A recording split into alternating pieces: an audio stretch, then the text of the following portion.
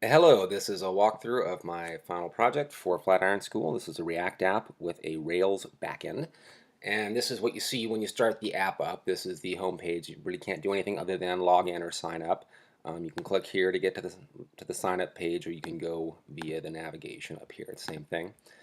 So we're going to create a new user. He will be user 1. Oh yeah, it's going to authenticate that it's actually a email.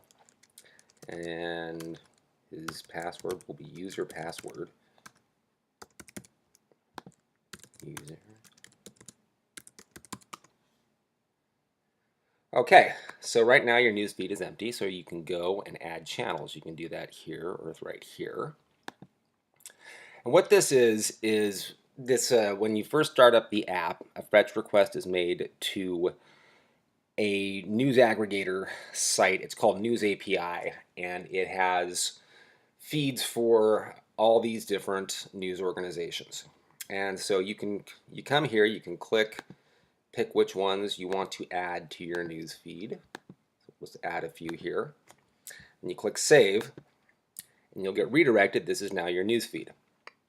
So each one of these windows represents a separate fetch request to a separate API address. So each one of these is its own feed, and this request is being repeated every 60 seconds to keep it pretty up to date. And so you can go to each individual channel, and these are the articles on that channel. You can look at the article itself. That's right here. And this is just, it just gives you the image and a headline. Some of them are a little more elaborate than others, like Associated Press gives you a little bit more information.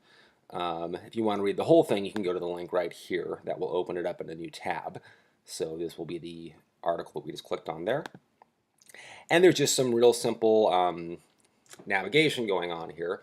You can go home, which is the main news feed. You go directly to an article. You can go back. You can click through. There's not a whole lot to this beyond that. And if yeah.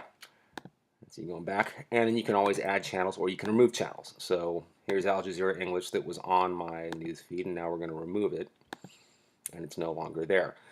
Now that functionality right there, where you're saving a channel, that's doing two things. It is adding an attribute to the state of the Redux reducer, saying that this channel. So all of these channels, even not the non-selected ones, the meta information about them, the name of the channel and the description of it and the information you need to query the API, that's all held in state.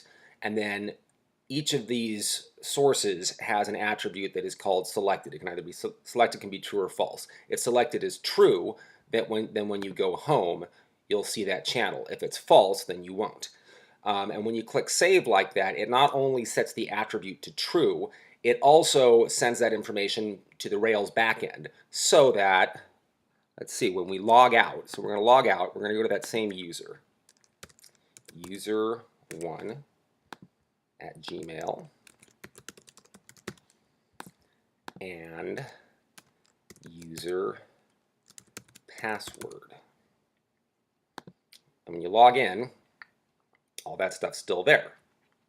Now, if I log out and log in as somebody, let's just do that again so you can see exactly which news sources are being chosen. So we've got Al Jazeera, Associated Press, Breitbart, Business Insider, and CNBC. Okay, so that's that user. If we log out and log in as a different user, let's see if I can remember which password I used for this user. Yeah, so that user only has just this one channel added. If you remove that, then she's got none, and you log out, log back in as her again.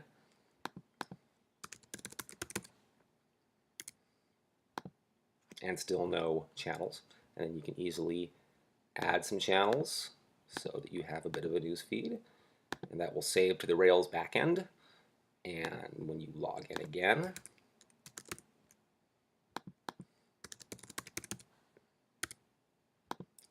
those preferences are persisted. And that's it. So thank you very much for watching, and have a good day.